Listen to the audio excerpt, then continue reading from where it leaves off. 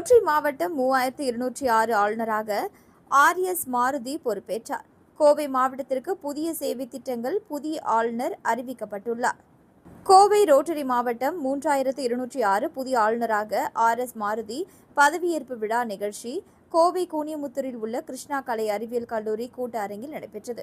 இதில் சிறப்பு விருந்தினராக குமரகுரு கல்வி குடும்பத் தலைவர் கிருஷ்ணராஜ் வானவராயர், சர்வதேச ரோட்டரி அமைப்பின் இயக்குநர் முருகானந்தம் மற்றும் நிர்வாகிகள் செல்லா, ராகவேந்திரன், ராஜசேகர், ஸ்ரீனிவாசன் ஆகியோர் கலந்து கொண்டனர்.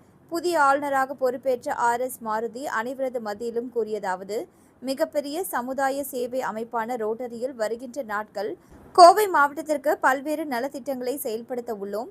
100க்கும் மேற்பட்ட கிராமங்களை தத்தெடுத்து மேம்படுத்த உள்ளோம். போதையில்லா கோவை, ஆரோக்கியமான சமுதாயம், பெண்கள் மேம்பாடு என பல்வேறு திட்டங்கள் வரக்கூடிய நாட்களில் செயல்படுத்த உள்ளோம். இயற்கையை மேம்படுத்த ஒரு புதிய கட்டமைப்பை ரோட்டரி கட்டமைப்பாக உருவாக்க உள்ளது. சமுதாய மேம்பாட்டிற்கு அர்ப்பணிப்பு உணர்வோடு நாங்கள் சேவைகளை முன்னெடுக்க உள்ளோம் என்று கூறினார்.